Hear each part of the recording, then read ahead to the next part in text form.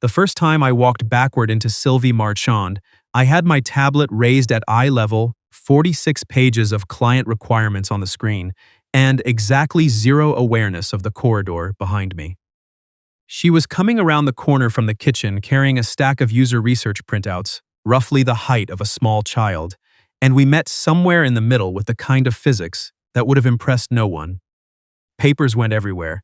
My tablet survived. My professional composure did not. For a moment, neither of us moved.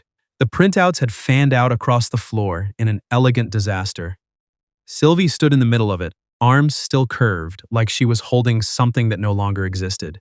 Then she looked up at me, looked down at the papers, and said completely calmly, "Well, I've been looking for an excuse to reorganize these." That was the moment I understood I was in trouble. Not the dangerous kind. The kind that rearranges things. My name is Grant Holloway. 29 years old, senior project manager at Aldridge Consulting in downtown Toronto, and I had spent the better part of the last year building my life around routines that didn't leave room for surprises. Up at 6. Go train by 7:15. Coffee from the Tim Hortons on Front Street. Not the one closer to the office, because the line moved faster. And I had 17 minutes to spare most mornings, and I liked knowing exactly where I would spend them. I was, in other words, a man who had learned to prefer predictability. Not because I was boring, or so I told myself, but because of Delia. Delia, who had been my girlfriend for 3 years, who I had built a future around in the quiet way people do without announcing it, and who had taken a role in Calgary without mentioning she was even applying until the day before the offer letter came. It wasn't a dramatic ending. There were no raised voices. She said she needed to move towards something, not away from me, and I believed her, which was somehow the worst part. We ended politely, like two people returning library books they had borrowed of each other's lives. After Delia, I made rules, not because I was bitter, because I was careful, which I told myself was different. No office entanglements. Keep work clean. If you start liking someone who works 10 meters away from you, find something very urgent to do involving a spreadsheet. Sylvie Marchand joined Aldridge 7 months before the collision. She was the new UX lead, transferred from the Montreal office, which meant she arrived with opinions about everything and absolutely no interest in softening them for the Toronto team.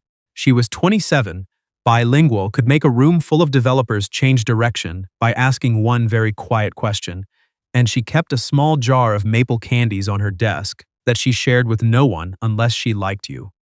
I noticed her the way you notice weather, constantly, involuntarily, and with a growing suspicion that I was not adequately prepared. I also avoided her, not obviously, not rudely. I was professional and warm and helpful in exactly the way you are with someone you have categorized as a risk. She seemed to find this amusing. I only know that because Perry, who had been my closest friend since we were both underpaid junior analysts sharing a windowless office 6 years ago, told me she had once asked him why the project manager always looked slightly startled whenever she walked into a room. I told Perry I did not look startled. Perry told me to be honest. Anyway, the papers. "I'm sorry," I said, already crouching to collect them. I should have been watching where I was going. Sylvie crouched on the opposite side of the pile. "You were reading and walking backward. That's almost impressive." She started gathering sheets, aligning edges with a precision that told me she already knew which ones went in which order. Though I'd argue the real question is why anyone needs 46 pages of requirements printed out. 46? I only counted. Wait, were you reading my screen? She smiled without looking up. "You had it at face height. I'm tall. It happened." She handed me a section of papers. The Meridian section is missing a dependency map, by the way. I stared at her. She had said it the way someone mentions a coffee order, completely casual, already moving on. "I know," I said, because I did, and I didn't know what else to say. "Good." She stood, tucking her reorganized stack under one arm like she had never dropped it. "Thanks for the excitement." Then she walked back toward the studio end of the floor, and I stayed on the ground for a moment, longer than was strictly necessary, holding my papers and reconsidering several of my rules. The client was Clearwater Credit Union, a regional financial institution that had been Aldridge's account for almost 3 years and our most reliably terrifying source of tight deadlines. They served communities across northern Ontario and had been working with us on a complete digital overhaul.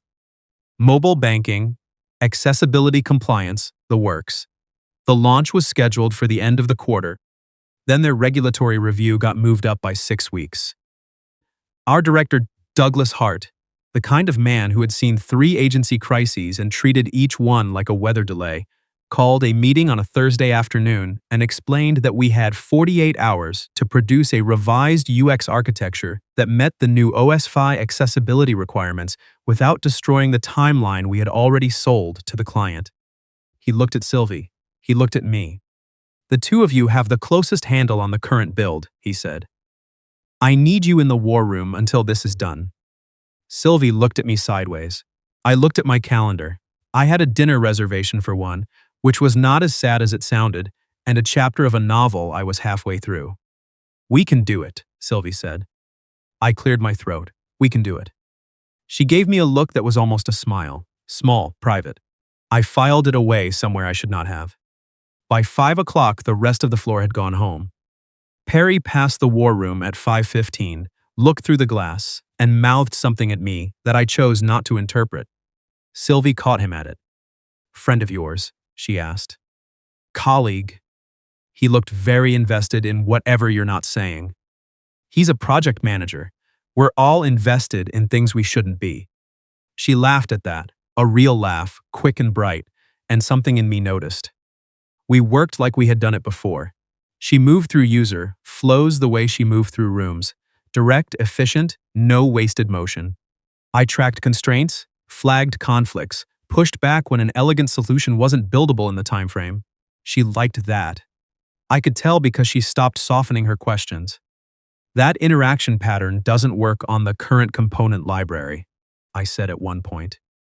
"I know, the component library needs updating. We have 44 hours. She took my marker without asking and circled something on the whiteboard. "So we update the components that matter and flag the rest. Minimum viable accessibility, maximum strategic value. Clearwater doesn't need perfection this week. They need a defensible answer for the auditors." I looked at what she had circled. She was right. "How do you know so much about OSFI?" I asked. "I grew up in Gatineau. My dad worked for the federal government." A pause. "Used to." I noticed the change in her voice, but didn't press it. The food arrived at 7. Thai from a place on King Street, reliable and slightly too spicy, exactly what a long evening required. We ate on the floor beneath the whiteboard because the table was covered in papers and neither of us suggested moving them. Sylvie sat cross-legged with her takeout container balanced on one knee. I sat with my back against the conference table and tried to act like sharing a space on the floor with her was completely unremarkable. "Do you always work like this?" she asked. "Like what?" "Quietly. Even when you're disagreeing with me, you do it quietly." I thought about that. My last team lead said I was the only person she had ever met who could argue through a spreadsheet. Is that a compliment? She meant it as one. Sylvie tilted her head. "I believe you." She poked at her pad thai. "For what it's worth, I find it easier to work with someone who pushes back. My team in Montreal just agreed with everything I said. It got exhausting." Agreeing with everything you say sounds like a full-time job. I'm told I have strong opinions. I've noticed. She looked at me directly then, the way she sometimes did in meetings, like she was deciding something. "What else have you noticed?" It was a simple enough question. Still, it took me a moment to answer it carefully. "That you drink your coffee black, but you keep sugar packets in your drawer. That you hum when you're thinking through something complicated. That you share the maple candies with fewer people than you let on." Sylvie was quiet for a second. "You're observant. Occupational hazard. Or something else." She said it lightly. I didn't let myself respond to it directly because I was trying to be sensible. Instead, I looked at the whiteboard and said, "The notification flow still needs a decision tree." "I know," she said, and if she noticed my retreat, she didn't say so. We worked until nearly 10. The revised architecture came together with the kind of clarity you only get from exhaustion and too much pad thai, and being forced to cut everything that wasn't essential. Sylvie built the logic. I built the case for why it was achievable. Together, it was something Douglas might actually smile at. When we finally stopped, Sylvie stood at the whiteboard, reading the whole thing over. I watched her. There was a small smudge of marker on her left wrist from where she'd leaned too close to the board, and her hair had come loose from the elastic she'd put it up in around hour 3. She looked tired and focused and completely different from the version of herself she used for client presentations. "It's good," she said. "It's better than what we had." "Most things are better than what we had," she turned. "Thank you. I mean it. You could have made this miserable and you didn't. You could have made this miserable and you didn't." She laughed again, softer. Then her phone buzzed on the table. She glanced at it. Something shifted. She picked it up, read the message, and set it face down quickly, but not before I caught enough. From Aurélie. A name I recognized. She had mentioned a younger half-sister once, in passing, while explaining why she didn't travel home to Gatineau for the holidays. Sylvie stood a little straighter. She went to collect her bag, and I said nothing, because it wasn't my place. But then she stopped at the door with her hand on the handle and looked back at me with an expression I hadn't seen on her before. Not the strategic look, or the amused look, or the professionally warm look. Something unguarded. "Grant," she said. "Yeah. If I asked you something that was probably inappropriate for a working relationship, what would you say?" "I'd say that was a very good setup, and I'd need more information." The corner of her mouth moved. "That's a very you answer. I have a limited range." She let go of the door and came back. Not to her chair. She sat on the edge of the conference table, close enough that our conversation became its own small room. "My father's retirement party is Saturday," she said. "He's stepping down after 28 years as a school administrator. It's a big deal to him." She paused. "My stepfamily will be there. They're not unkind, exactly, but I have a tendency to feel like a guest at events about my own father." I said nothing. She was still finding the words. "My stepmother asked me to bring someone." She glanced at the whiteboard, which is her very polished way of telling me that showing up alone will lead to a certain kind of conversation I don't have the energy for this particular Saturday. "The kind where people ask questions disguised as concern," I said. She looked at me. "Yes, exactly that kind." The room went quiet except for the air conditioning and the distant sound of the cleaning crew somewhere on the floor above. "Why me?" I asked. She didn't answer immediately, which I appreciated. She thought about it. "Because you pay attention without making people feel watched." Because when I said the component library needed updating, you heard the actual problem, not just the complaint. She looked at her hands. "And because if my stepmother says something that sounds like a compliment but isn't, I think you'll understand what I mean when I glance at you. I won't have to explain it afterward." I held that for a moment. That's a lot to ask of someone you've mostly worked with professionally. "I know," she met my eyes, "you can say no." I should have said yes. Fake date, clear terms, easy to compartmentalize. I should have offered exactly what she'd asked for and nothing she hadn't. "I'll come," I said, "as your date, if that's all right." Sylvie went still. Not in a bad way, in the way people go still when something exceeds what they expected. "That's a larger offer than I made," she said quietly. "I'm aware." "Why?" I thought about Delia, the polite ending, the way I had learned to stay on this side of uncertainty ever since. Then I thought about Sylvie asking whether I had noticed things, and the truth of how I'd answered, and how she had heard it clearly. "Because I've spent a year being careful," I said, "and I think I'm tired of it." She looked at me for a long time, then she nodded once slowly, like she'd made a decision she wasn't going to second guess. "Okay," she said, "as my date then." A small pause. "Ground rules." "Of course. If my stepmother's sister, her name is Lucille, you'll know her, because she'll find a way to mention her lake, Simcoe Cottage within 4 minutes. If Lucille starts talking about investment properties, fake a phone call. I can manage a convincing urgent email. Better. My half-sister Aurélie is 15 and will probably ignore you, which means she likes you. My stepmother, Barbara, will be gracious and warm, and I will need you to remember that grace and warmth can be the most efficient way to make someone feel small. I said nothing, she continued. And if my father, his name is Bernard, if he talks about the years I wasn't around much, she paused. Just don't look at me with pity. I'm not ashamed of it. I just don't want to have to manage it in front of you. I won't, I said, and I meant it. She nodded again, then looked at the whiteboard, then at me. This turned into quite a Thursday. Most good things do. She laughed, and it came easily this time, all the way through. When she walked to the elevator, I walked beside her, and neither of us made a point of the fact that we stood slightly closer than we had to. Outside, it was raining, the particular October rain that Toronto does in the evening, cold and sideways and determined. Sylvie pulled her coat together and looked at the sky without complaint. I'll drive you, I said. She gave me a sidelong look. You live in Leslieville, I'm in the Annex. It's not far. Grant, we're already going to a retirement party together. If you also drive me across the city in the rain, this is going to start looking like something. I held the door for her and let the rain rush in. It already looks like something. She stepped under the awning, turned to face me. The streetlights behind her caught the rain, made everything blurred and amber. She looked tired and bright, and like a question I had been avoiding because I was afraid of the answer. Do you actually want to take me home? She said slowly. Or are you being considerate? Because you're constitutionally incapable of not being considerate. Both can be true. That is not an answer. I looked at her. I want to take you home. Something moved in her expression. She pressed her lips together. Then, okay, come on then. I want to see if your driving is as careful as your everything else.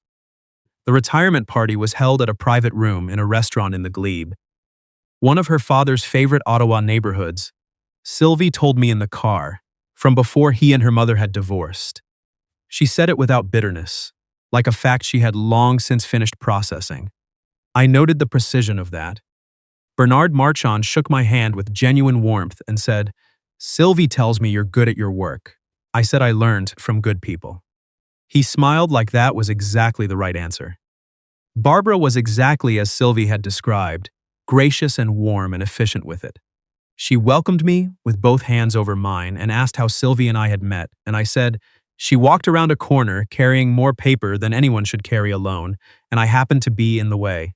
And Sylvie, standing beside me, made a small sound into her wine glass. Lucille mentioned the Lake Simcoe cottage in 3 minutes. I sent myself a very convincing, urgent email at minute 4. Aurélie did not look up from her phone when we were introduced. 5 minutes later, she sat down next to me at the dinner table and said, unprompted, Sylvie talks about work a lot, but she never sounds bored by it. Most adults sound bored. She's not, I said. She genuinely means it. Aurélie considered this. She seems better lately, she said it quietly, like she wasn't sure she was supposed to notice. I'm glad, I said, and I meant that too. It was during the main course, roast beef, very good, very Ontario, that Barbara said to Sylvie across the table, You look well, though I worry you take on too much, you always have. You get so absorbed. It sounded like care, it landed like a pin. Sylvie smiled. I'm okay. I just think sometimes, Barbara waved one elegant hand. You get so focused, it's a strength, of course, but too much of anything. Sylvie's focus is why our client didn't lose a major account this week, I said, conversationally. My voice was steady. She found a solution in about 4 hours that our whole team had been circling for days. That kind of attention to detail isn't a liability. The table went quiet. Bernard looked at me with something that might have been relief. Aurélie stared at her phone and was absolutely not reading anything on it. Barbara smiled, gracious and warm. How lovely that you think so. I do, I said. Under the table, Sylvie's knee pressed briefly against mine. She didn't look at me, but her shoulders had dropped a half inch, and that was everything. Dessert was maple tart, the real kind, not the tourist kind, and Bernard gave a short speech about nearly 3 decades of public service and the people who made it possible. He got quiet at the part about family. Sylvie watched her father from across the table with an expression I couldn't fully read, love and loss, and something still unfinished between them, a conversation they had perhaps been trying to have for years. Afterward, I found her in the coat alcove near the entrance, standing very still. "You okay?" I asked. She looked at me. "If I say fine, will you believe me?" "No." "Good." She exhaled slowly. "I love him. I always have. I just spent so many years not being sure I was supposed to be here." She gestured toward the room. "In this version of his life." I didn't say anything immediately. Sometimes the most honest thing you can do is wait. "You are supposed to be here," I said, when the moment called for it. She looked at me for a long time. "You don't know that. I know you drove 4 hours to be here on a Saturday night after a 48-hour work crisis. That's not someone who doesn't belong." Her mouth curved, faint and real. That's a very project manager way to assess belonging. "I have a limited range," I said. I mentioned. She laughed, and it was the kind that comes when something has been held tight too long. She pressed her fingers to her mouth. "Thank you," she said. "For coming, for that." I meant it. "I know you did." She looked at me steadily. That's what made it matter. We drove back in easy quiet, the highway lit and mostly empty at that hour. "Somewhere past Eglinton," she said, without looking at me. "I kept waiting for tonight to feel like damage control. It didn't." "No?" It felt like something I actually wanted, a pause. "Grant." "Yeah." "I think you know what I'm about to say." "I think I do," I said. "I think I've known for a while." She turned toward me, just slightly. "This is complicated. Everything worth it is." She was quiet again. Then, "I'm not great at this. The part where it's new and you don't know the rules yet." "I'm not either," I said honestly. I had rules. I've been ignoring them since a corridor collision, so they weren't very good rules. She laughed. The road went on. By the time I pulled onto Harvard Street, she had her hand resting on the center console, not reaching, just there. Present. Available if I chose. I covered it with mine. She didn't move. "Saturday wasn't fake," I said. "No," she agreed, "it wasn't." We sat in front of her building with the engine running and the heater on, and I thought about all the careful decisions I had made in the last year and how they had accumulated into a very well-organized nothing. "I'd like this to be real," I said. Sylvie turned to look at me fully. In the light from the street, she looked very exactly herself. Not the version for clients or boardrooms or difficult family dinners. Just her. "Me too," she said. Simple as that. I walked her to her building. Under the little overhang by the door, she turned and looked at me for a moment that held everything that had happened and everything we were deciding. Then she stepped forward and kissed me, and it was nothing like the careful thing I might have orchestrated. It was immediate and warm and easy, and when we pulled back, she was smiling in the particular way she had. Slow, private, like the real version of all her professional warmth. "You worried about work?" she asked. "Ask me in an hour." She kissed me again, quick this time, and went inside. I stood there in the October rain feeling unmistakably like a person who had just made the right decision. Monday morning, Perry found me by the coffee machine and said nothing for a very long time. Then he said, "You're different." "Good morning." "You're doing the thing." "I don't have a thing." "You have a thing," he said. "You had it last Monday too, slightly, and now you have it completely." He studied me. "Did you do something inadvisable this weekend?"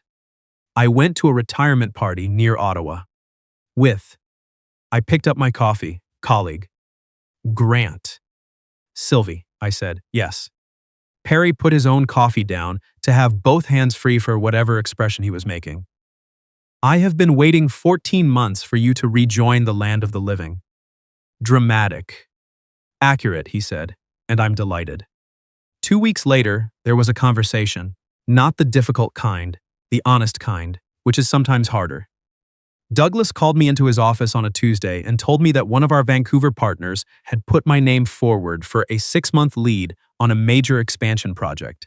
Good project, good money, genuine opportunity. He said he hadn't decided whether to put it to me formally. He wanted to know if I was interested before the conversation went further. I thought about it. I thought about Delia and what moving away from something had cost. I thought about what I was moving toward. I appreciate it, I said. I'm going to say no. Douglas studied me. Personal reasons? Professional, I said. I'm invested in the Clearwater launch. I don't want to hand it off midstream. I paused. And personal. Yeah. He nodded. That was it. The thing was, Perry heard it through the office anyway, because offices are permeable in the way weather is permeable. And by Thursday afternoon, Sylvie appeared in my office doorway, looking at me with an expression I hadn't cataloged before. The Vancouver project, she said. I heard you said no. I did.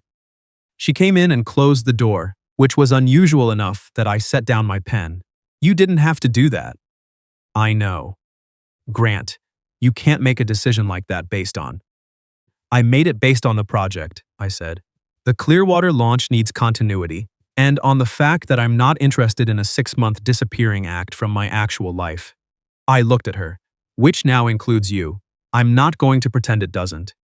Sylvie stood very still. Outside my door, someone walked by with a coffee cart that squeaked. That's very direct, she said. You told me you liked directness. I do. She sat down in the chair across from my desk. I also heard through Perry, who I'm starting to think is a news service with excellent hair, that you said personal reasons. I said professional and personal. In that order. The order doesn't diminish either. She looked at me for a long moment, then something in her settled. Okay, she said. Okay? Okay. She reached across the desk and nudged my pen so it was parallel to the notepad. Stop overthinking and ask me to dinner like a person. I laughed. Do you want to have dinner on Friday? Yes, she said. I have been waiting a surprisingly long time for you to get there. She stood, smoothed her blazer, and walked back to the door. At the threshold, she turned and said, For the record, I'm glad you stayed. Then she left, and I sat in my office for a moment with a very wide and completely undignified smile and did not care at all. Dinner was at an Italian place in Little Italy, with candles that were too short, and a waiter who called us you two, with a warmth that suggested he had seen many first real dates and was rooting for us specifically. Sylvie talked about her favorite neighborhood in Montreal and asked me questions I hadn't been asked in a long time, and stole half my tiramisu. I let her because I was happy, and also because she had asked so directly that resistance seemed beside the point. The weeks that followed were not effortless. Real things rarely are. We had deadlines in Clearwater and a presentation to the full client executive team in which Sylvie had to correct a senior partner's assumptions in real time, which she did so precisely and politely that he thanked her, and I had to look at my notes for a full 30 seconds before I could look at anything else. We had the morning she was short with me over a stakeholder email and apologized for it that evening without being asked, which was both rare and extraordinarily attractive. We had Perry, who celebrated our relationship with a level of enthusiasm usually reserved for playoff hockey and considered it his personal achievement. Outside work, we learned each other. I learned she had strong opinions about the right way to eat poutine, gravy to cheese curd ratio, very specific, and that she watched documentary films the way other people watch sports. She learned I owned too many blazers and not enough warm layers for a Canadian November, which she found both baffling and endearing. She learned I still got quiet around certain kinds of endings, and she didn't push, just waited, which was exactly right. One evening she called her stepmother back. They had been exchanging polite messages since the party, the kind that look like communication and aren't. Sylvie had her phone in her hand for a long time before she dialed. I was on the other side of my kitchen, doing nothing useful. When Barbara answered, Sylvie said calmly, I wanted to say I had a good time at Dad's dinner. I also wanted to say, going forward, I'd love for us to actually talk, rather than do the version of talking we usually do. A pause. I know you mean well, Sylvie continued. I just need it to land differently. I stopped pretending to look at the refrigerator. Sylvie listened, said a few more things, said goodnight. When she put the phone down, she stared at it for a moment. How was it? I asked. Awkward, she said. Possibly the beginning of something better. Or just awkward. She looked up, I don't know, but I said it. That's the part that counts. She looked at me steadily. You make it easy to say true things. You say them with or without me. Maybe. She crossed the kitchen toward me, but with you they feel less like a risk. I put down the dish towel I didn't need, and she stepped into the space between my arms, and we stood there in my kitchen on a November Wednesday, which was not a romantic night by any measure, except that it completely was. I love you, I told her. The words arrived without announcement. I had not planned them. They were simply true. She pulled back just enough to look at me. Something in her expression opened like a window. That's very inconvenient, she said. Why? Because I was going to say at first I had a plan. What was the plan? I hadn't decided the location yet. Somewhere with better lighting than your kitchen. The lighting is fine. The lighting is fine, she agreed. She cupped my face in her hands. Grant Holloway, I love you, very inconveniently and completely. I pulled her back in, and she laughed against my shoulder, and the pasta burned slightly, and neither of us noticed for a while. 6 months later, we moved into an apartment in Roncesvalles, a second-floor place with tall windows and floors that were slightly uneven in the way of older Toronto buildings, and a small balcony just wide enough for 2 chairs and a cup of coffee each. On our first Sunday morning there, I found Sylvie standing in the middle of the half-unpacked kitchen in my old university sweatshirt, holding 2 mugs. She backed up to hand me mine and misjudged the distance to a box labeled kitchen, miscellaneous, wobbled, and I caught her by the waist before she went anywhere. Her hands landed on my shoulders. We both stopped. Sylvie looked up at me with her hair still loose from sleeping and morning light coming through the windows. We hadn't put curtains on yet, surrounded by boxes and the particular, beautiful mess of beginning. Well, she said, her mouth curving into the smile I now knew was the realest one. I've been looking for an excuse to do that again. I pulled her closer and held her steady in the middle of our new home, sunlight falling across the uneven floor, and thought about all the corridors. I'd spent years walking carefully, looking nowhere but forward. Some of the best things in my life had happened because I wasn't watching where I was going.